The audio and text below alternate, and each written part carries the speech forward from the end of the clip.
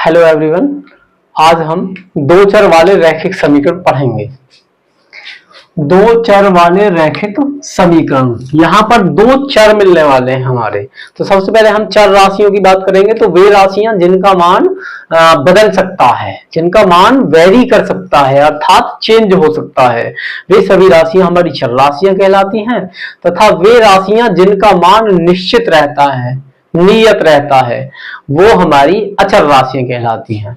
तो यहाँ पर हमने किसी क्वेश्चन में देखा है कि x का मान किसी क्वेश्चन में 0 प्राप्त होता है, हमें किसी क्वेश्चन में 2 प्राप्त होता है, किसी में -1 प्राप्त होता है, या किसी अन्य क्वेश्चन की हम बात करेंगे तो उसमें y का मान कहीं 0 प्राप्त होगा, कहीं 1 प्राप्त होगा, कहीं 3 प्राप्त होगा, और या फिर किसी क्वेश्चन में a का मान कहीं 0 प्राप्त होगा, -1 प्राप्त होगा या 2 प्राप्त होगा।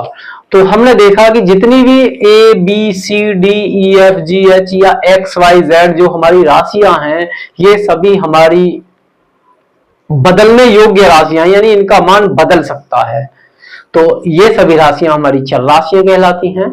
इसके विपरीत वे संख्याएं जिनका मान नियत रहता है, जैसे कि हमारे वास्तविक संख्याएं हैं, या हमारे पूर्ण संख्याएं हैं, या हम सीधा कहें कि संख्याएं जो हमारी फिक्स संख्याएं हैं, वो सभी हमारी अचर राशियां होती हैं।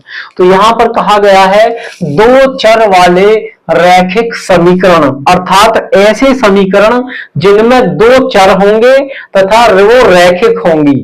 रैखिक वे समीकरण होती हैं जिनकी घात 1 होती है। तो यहां पर हमें दो चरों में और एक घात वाले समीकरण प्राप्त होंगे। तो इसका मानक रूप होता है ax plus by plus c बराबर 0। यहां पर a, b और c ये अचर राशियां हैं। a, b और c अचर राशियां हैं, अर्थात इनके कुछ मान होंगे, और x और y यहां पर हैं चर राशियां। चर राशि, तो यहां पर हमने देखा x की घात 1 है, y की भी घात 1 है। तो यह रैखिक समीकरण है, और चर हमारे x और y 2 है यहां पर। तो दो चरों में रैखिक समीकरण हमारी हो जाएगी ये। एग्जाम्पल की हम बात करते हैं, एक उदाहरण इसका हम लेंगे। तो उदाहरण जैसे हम कह सकते हैं 2x माइनस 3y प्लस 7 बराबर 0। तो हम इसमें देखेंगे तो यहां पर हमारे दो चर हैं, एक तो x है और एक y है। तो दो चरों में, और दोनों की यदि मैं घात की बात करूं तो x की घात भी 1 है, y की घात भी 1 है। तो ये दो चरों में रैखिक समीकरण हो जाएगी। और क्या एग्जांपल हो सकता है? और भी हो सकता है, जैसे हम कह देते हैं 3x minus 5y plus 10 equals 0, इस प्रकार आ जाए। यहां पर भी हम इस इक्वेशन में देखेंगे तो दो चर राशियां हैं यहां पर भी, x और y, और दोनों की घात की बात करें तो वो भी यहां पर 1 और 1 है। तो हमने देखा कि x और y दो चर हैं जिनकी घात 1 है। तो ये भी हमारी दो चरों में रैखिक समीकरण है। और भी हो सकता है, जैसे हम कह सकते हैं इस बार यदि x और y चर ना लेकर हम st या ए बी लेते हैं, तो हमारी इक्वेशन होगी 5a plus 4b plus 5 equals 0, इस प्रकार हो सकती है। तो यहां पर हम चर राशियों की बात करेंगे। तो इस इक्वेशन में चर राशियां हैं a और b, और दोनों की घात है यहां पर 1। तो a और b दो चरों में ये रैखिक समीकरण है। तो इस प्रकार हमने देखा रैखिक समीकरण वे राशियां थी या वे समीकरण थी जिनमें जो चर राशियां हैं उनकी सबसे बड़ी घात 1 हो, तो वो हमारी रैखिक समीकरण होती हैं। और यहां पर दो चर मिलेंगे तो हमारा हो जाएगा दो चर वाले रैखिक समीकरण। अब हमारे सिलेबस में है दो चर वाले रैखिक समीकरण युग्म।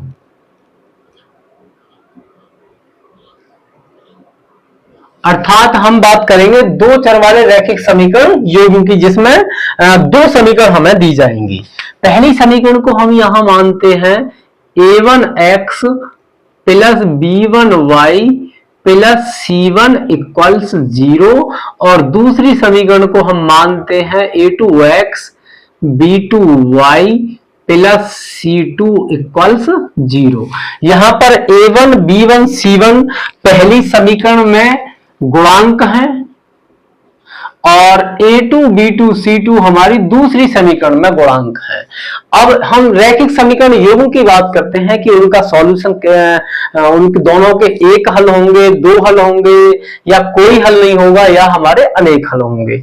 अब हम उनकी बात करते हैं। तो सबसे पहले हम रैखिक समीकरण की बात करते हैं। तो जो रेखाएं होती है हमारी, स्ट्रेट लाइंस इस प्रकार से कहीं से जाती है, तो उसमें हमारी तीन प्रकार की स्ट्रेट लाइंस बताई गई हैं। सबसे पहले हम बात करते हैं प्रतिच्छेदी रेखाएं। यहां पर है हमारी तीन तरह की स्ट्रेट लाइन बताई गई हैं, प्रतिच्छेदी रेखाएं। प्रतिच्छेदी रेखाएं क्या है कि यदि दो लाइन है वो एक दूसरे को इस प्रकार से काटती हुई निकल जाएं, दो रेखाएं हैं और वो एक दूसरे को इस प्रकार से काटती निकल जाएं, सीधी रेखाएं हैं, तो हम देखेंगे वो सिर्फ एक बिंदु पर एक दूसरे को काटेंगे। इस बिंदु के निर्देशांक जो भी रहे होंगे, फॉर एग्जाम्पल x, y, वो इन दोनों रेखाओं का एक हल होगा। तो यहां से प्रतिच्छेदी रेखाओं की बात करते हैं तो वो एक दूसरे को एकमात्र बिंदु पे काटेंगी, तो उनका एक अद्वितीय हल होगा। प्रतिच्छेदी रेखाओं का एक अद्वितीय, अद्वितीय का मतलब होता है कि सिर्फ एक, इसके अलावा और कोई हल इसका नहीं आ सकता। एक अद्वितीय हल इसका होगा प्रतिच्छेदी रेखाओं का। और इनकी कंडीशन होती है a1 अपॉन b1 या a1 upon a2 not equal b1 upon b2। दो रेखाएं हमारी प्रतिच्छेदी रेखाएं कही जाती हैं यदि उन दोनों रेखाओं में a1 अपॉन a2 x के गुणांकों का अनुपात y के गुणांकों के अनुपात के बराबर ना आए। यदि दोनों आपस में बराबर नहीं है तो दोनों रेखाएं प्रतिच्छेदी होंगी, अर्थात उनका एक अद्वितीय हल होगा। और ऐसी रेखाओं को हम संगत रेखा युग्म कहेंगे। संगत रेखा युग्म। यदि एक या एक से ज्यादा हल हमें प्राप्त होते हैं तो वो रेखा युग्म हमारा संगत रेखा युग्म होता है, और यदि कोई हल प्राप्त नहीं होता तो उसे हम असंगत रेखा युग्म या असंगत युग्म कहते हैं। तो पहला हमारा था रेखाओं का प्रकार प्रतिच्छेदी रेखाएं। इससे आगे है समांतर रेखाएं। यदि दो रेखाएं एक दूसरे के समांतर हैं, दो रेखाएं एक दूसरे के समांतर, समांतर का मतलब है उनके बीच का अंतर हमेशा समान है। यदि एक रेखा इस प्रकार से गई है तो दूसरी रेखा भी इतनी दूरी के साथ सेम बिल्कुल बढ़ती चली जाएगी। वो एक दूसरे को चाहे हम इन्हें इधर बढ़ा लें चाहे उधर बढ़ा लें, कहीं पर भी एक दूसरे को प्रतिच्छेद नहीं करेंगी। जब प्रतिच्छेद ही वो एक दूसरे को काटेंगी ही नहीं तो उनका कोई हल हमें प्राप्त नहीं होगा, इनका कोई हल नहीं होगा। इनका जब कोई हल नहीं होगा तो इन्हें फिर हम कहते हैं असंगत रेखा युग्म।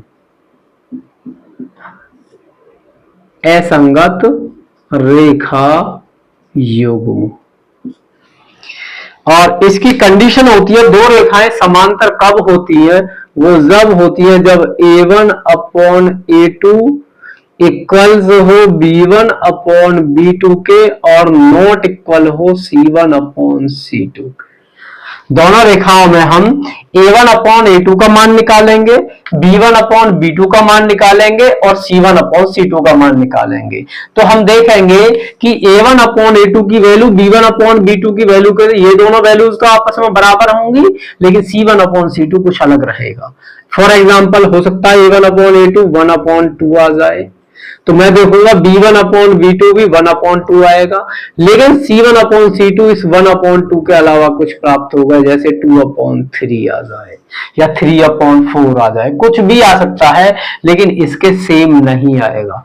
तो ऐसा रेखा युग्म हमारा दोनों ऐसे रेखा युग्म की दोनों रेखाएं समांतर कही जाती हैं, उनका कोई हल हमें प्राप्त नहीं होता और उन्हें हम असंगत रेखा युग्म भी कहते हैं। इसके अलावा तीसरा पार्ट है, टाइप है इसका समपाती रेखाएं।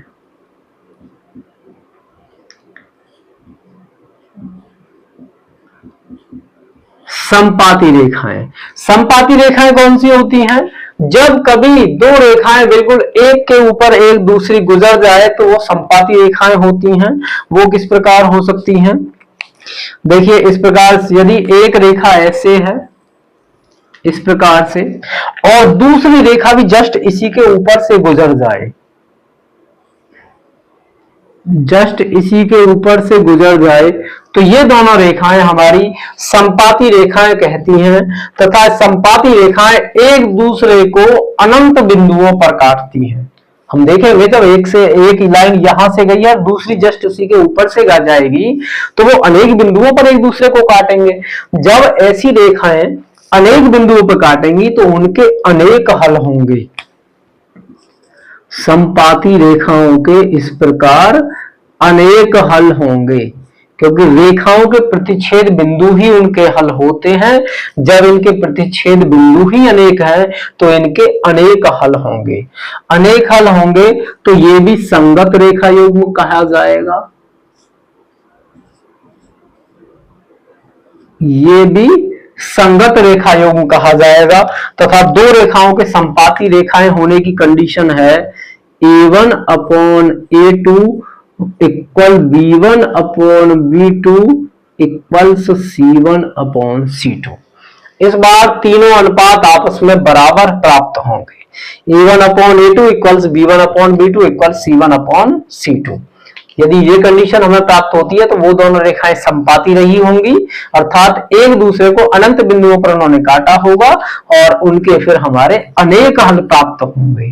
तो ये रेखा युग्म भी संगत रेखा युग्म है। तो मैंने देखा कि जब एक या एक से ज्यादा हल हमें प्राप्त हुए तो रेखाएं संगत कहलाती हैं,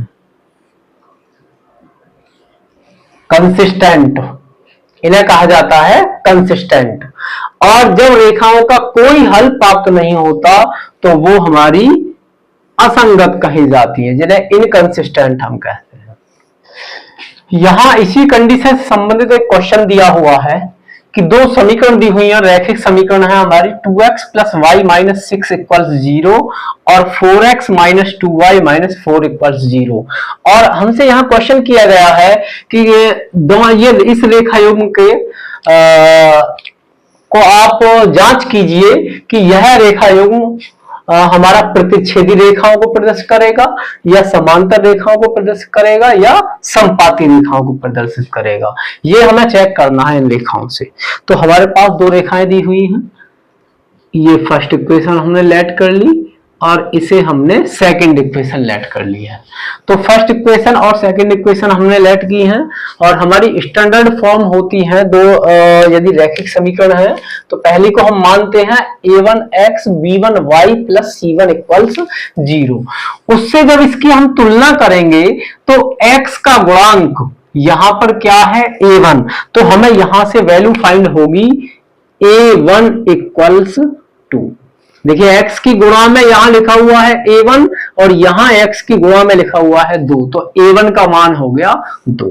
सेम बिल्कुल y की गुणा में यहां लिखा हुआ है b1 और यहां y की गुणा में हमें कुछ दिखाई नहीं दे रहा। तो हमें बताया है कि जहां किसी की मल्टीप्लाई में कोई नंबर ना लिखा हुआ हो तो वहां हम 1 मानते हैं, 1 मल्टीप्लाई में होता है। तो यहां से हमें b1 की वैल्यू 1 प्राप्त हो जाएगी और कांस्टेंट टर्म यहाँ C1 है और उसकी वैल्यू है -6, तो हमें हो जाएगा C1 इक्वल्स -6, ये फाइंड हो जाएगा। दूसरी इक्वेशन की बात करते हैं तो दूसरी इक्वेशन है यहाँ पर a2x plus b2y plus c2 equals 0। यहां कंपेयर करेंगे तो हमें फाइंड होगा a2 इक्वल्स 4 और b2 इक्वल्स -2 और c2 इक्वल्स -4। x का गुणांक a2 है, यहाँ x का गुणांक 4 है तो a2 इक्वल्स 4 हमें प्राप्त हुआ। y का गुणांक यहाँ b2 है, यहाँ पर -2 है तो b2 इक्वल्स -2 हमें प्राप्त हुआ।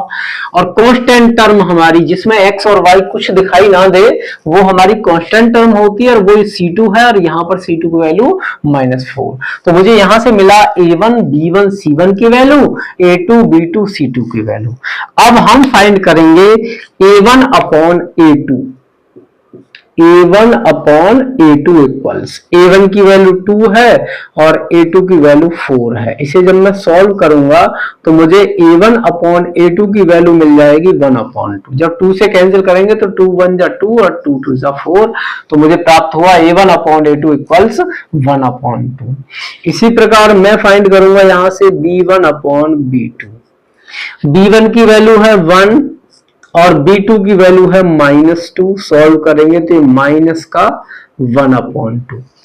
देखिए जब हमने देखा कि a1 अपॉन a2 1 अपॉन 2 आया, b1 अपॉन b2 -1 अपॉन 2 आया, तो देखिए यहां पर a1 upon a2 b1 upon b2 जब इक्वल ना हो तो वो कंडीशन सिर्फ एक थी, प्रतिच्छेदी रेखाओं की। इन बाद की दोनों कंडीशंस में देखूंगा मैं कि a1 अपॉन a2 की वैल्यू b1 अपॉन b2 के बराबर आएगी दोनों में।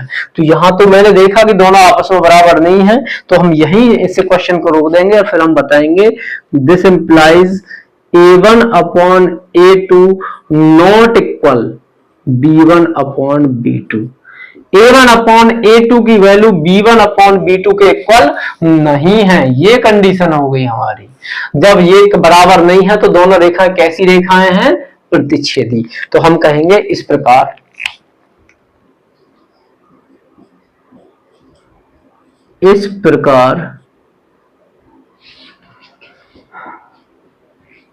रेखा युग्म जो दिया हुआ रेखा युग्म है प्रतिच्छेदी रेखाएं, जो रेखा युग्म दिया हुआ है वे दोनों प्रतिच्छेदी रेखाएं हैं।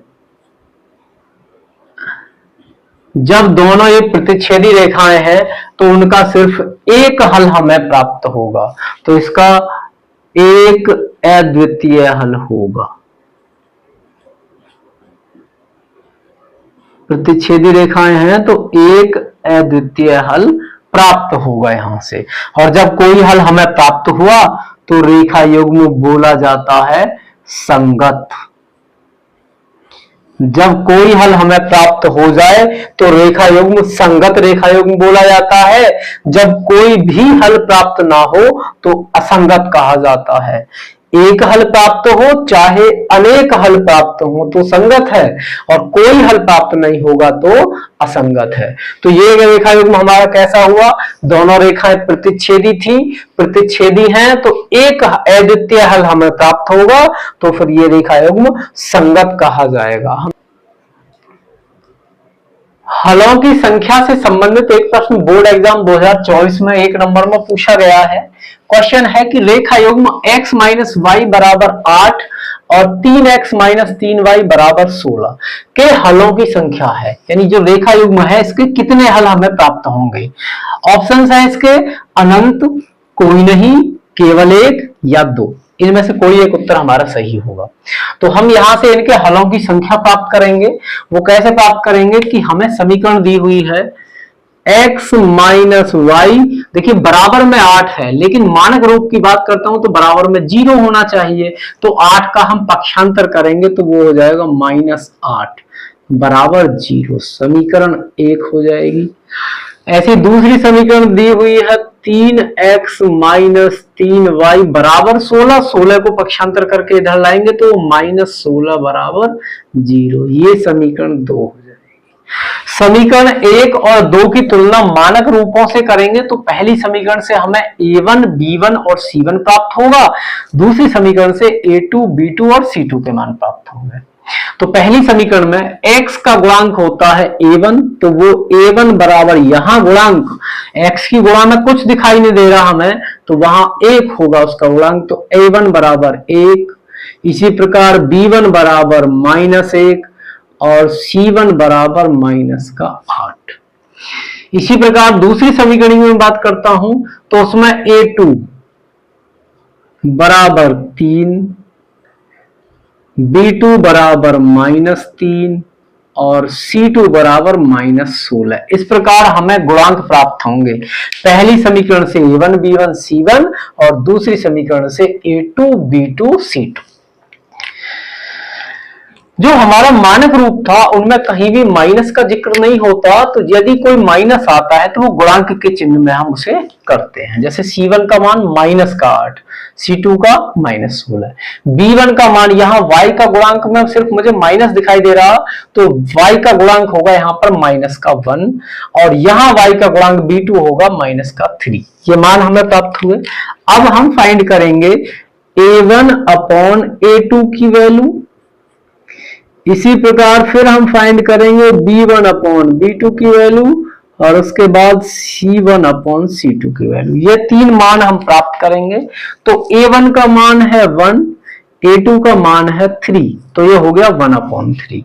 इसी प्रकार b1 की वैल्यू है -1 और b2 की -3, माइनस से माइनस कैंसिल होगा तो ये हमें प्राप्त हो जाएगा 1/3। दोनों सेम सेम है, a1 अपॉन a2 की वैल्यू 1/3, b1 अपॉन b2 की वैल्यू भी 1/3, दोनों सेम आ गए हमारे। तो जब दोनों सेम हैं तो हमारा प्रतिच्छेदी रेखाओं वाली कंडीशन तो हो नहीं सकती, क्योंकि प्रतिच्छेदी रेखाओं की कंडीशन थी a1 upon a2 not equal to b1 upon b2, तो वो कंडीशन तो है नहीं। इसके अलावा दो कंडीशन है, उनमें कुछ होगा। अब हम c1 अपॉन c2 फाइंड करेंगे, तो c1 है -8 और c2 है -16। माइनस से माइनस कैंसिल होगा और यहाँ 8 से इसे कैंसिल करेंगे तो ये हो जाएगा 1/2।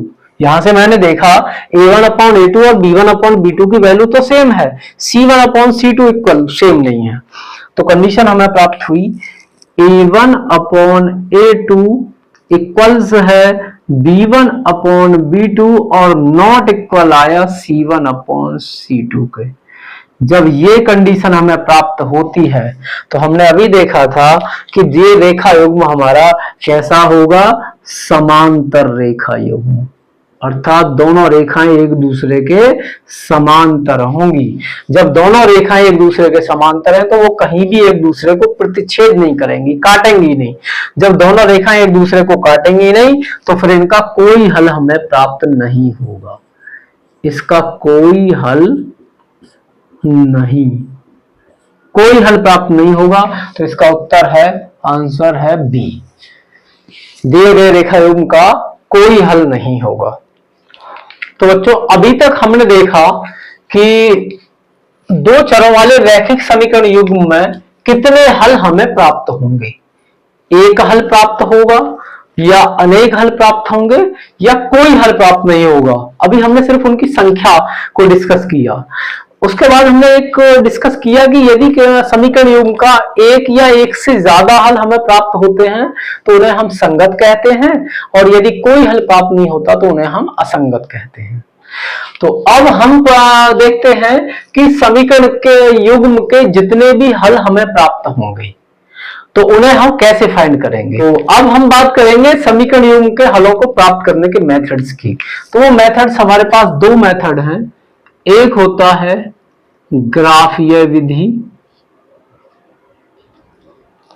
एक मेथड है ग्राफीय विधि और एक मेथड है बीजगणितीय विधि।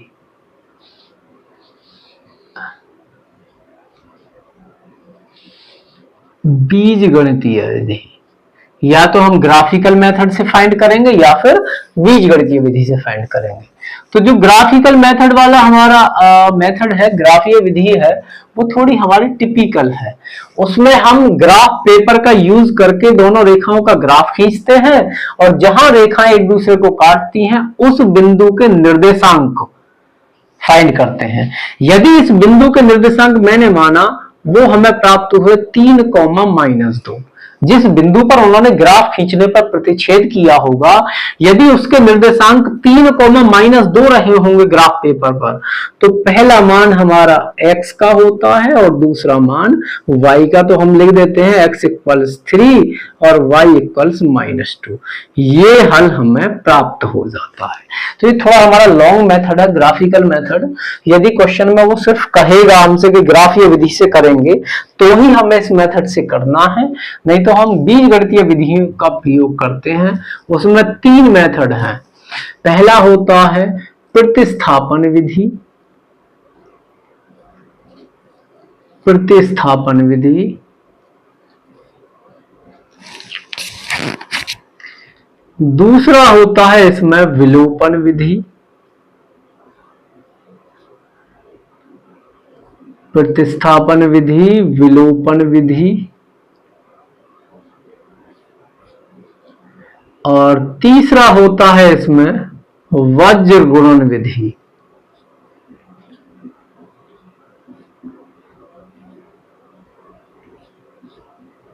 यहां पर प्रतिस्थापन विधि का मतलब है सब्स्टिट्यूशन मेथड,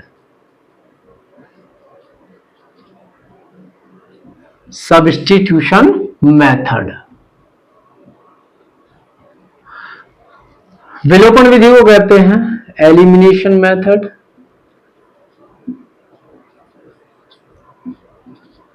एलिमिनेशन मेथड। और इसे कहते हैं क्रॉस मल्टीप्लिकेशन मेथड।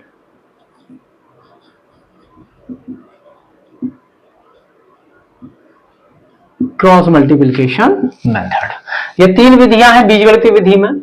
और इनमें से जैसे इसका नाम है प्रतिस्थापन विधि, तो हम क्या करेंगे, किसी एक का मान, देखिए 2 समीकरण हमारे पास रही होंगी, पहली और दूसरी। उन दोनों में से सपोज करो वो x और y में है समीकरण, तो मैं इसका x और y में समीकरण है, तो हम क्या करेंगे, वहां प्रतिस्थापित करेंगे। किसी एक समीकरण से x या y का मान निकालेंगे और उसे दूसरी समीकरण में जाके रख देंगे, तो उसे कहते हैं हम प्रतिस्थापन। विलोपन विधि में क्या होता है, विलोपन एलिमिनेशन। विलोपन का मतलब है गायब कर देना। तो यहां पर विलोपन में क्या करते हैं, 2 समीकरण है हमारे पास, x और y में रही होगी पहली समीकरण, दूसरी x और y में, या फिर ए बी में पहली समीकरण होगी तो दूसरी ए बी में होगी। तो हम क्या करेंगे, दोनों समीकरण में से या तो ए को गायब कर देंगे या बी को गायब कर देंगे। तीसरा होता है हमारा वज्र गुणन विधि, जिसमें हमारा क्रॉस मल्टीप्लिकेशन, क्रॉस मल्टीप्लाई करते हैं। तो यहां पर आज हम स्टडी करते हैं सबसे पहले प्रतिस्थापन विधि। तो अब हम देखते हैं प्रतिस्थापन विधि। प्रतिस्थापन विधि में हमने अभी बताया कि 2 समीकरण दी गई होंगी, वो किसी भी 2 चरों में होंगी, चाहे x और y में हो, y z में हो, v w में हो, a b में हो, c d में हो या s t में हो। मतलब कोई भी 2 चर रहे होंगे, उनमें हमें 2 समीकरण दी जाएंगी। उन दोनों में से हम किसी भी एक समीकरण से किसी एक चर का मान निकालेंगे दूसरे चर के रूप में। तो ऐसा ही एक क्वेश्चन हमें दिया हुआ है, बोर्ड एग्जाम 2024 में पूछा गया है कि समीकरण x + y = 10 और x - y = 4, ये 2 समीकरण दी हुई हैं और उसने कहा है कि इनका हल ज्ञात कीजिए। तो हम प्रतिस्थापन विधि के द्वारा इसका हल प्राप्त करेंगे। तो प्रतिस्थापन विधि कहती है कि 2 समीकरण में से जिससे आप चाहें, जिससे आप आसानी से निकाल पाए, किसी एक का मान निकाल लीजिए। तो हम यहां से x का मान निकाल सकते हैं या y का मान निकाल सकते हैं। तो जैसे मैं यहां, ये हमें इक्वेशन दी हुई है, फर्स्ट इक्वेशन, और ये है सेकंड इक्वेशन। तो मैं सपोज कीजिए मैं फर्स्ट इक्वेशन से ही मान निकालता हूं, तो हम लिखेंगे समीकरण 1 से। समीकरण 1 में क्या दिया हुआ है, हमें दिया है x + y = 10। किसी भी एक का मान निकालते हैं, चाहे x का निकाल लीजिए चाहे y का। तो यहां से यदि मैं y का मान निकालूंगा तो y बराबर क्या होगा, ये x उधर जाकर माइनस हो जाएगा, तो ये हो जाएगा y बराबर 10 - x। y का मान मुझे प्राप्त हुआ 10 - x। समीकरण 1 से y बराबर ये कहां रखेंगे हम, समीकरण 2 में रखने पर। समीकरण 1 से मैंने y का मान निकाला और उसे कहां रख देंगे, दूसरी में। इसी प्रकार यदि हम समीकरण 2 से मान निकालते तो उसे रखते हम ले जाकर 1 में। एक समीकरण से मान निकाल के दूसरी समीकरण में हम रखते हैं। तो y का मान समीकरण 2 में रखेंगे तो 2 है हमारी x माइनस वाई बराबर 4। दूसरी समीकरण है x माइनस वाई बराबर 4। y की जगह पर 10 माइनस x हमें रखना है तो x माइनस और y की जगह पर आ जाएगा 10 माइनस x बराबर 4। माइनस के अंदर यहां मल्टीप्लाई होगी तो ये हो जाएगा माइनस 10 प्लस x। माइनस जब हमें कहीं मल्टीप्लाई करनी हो माइनस की,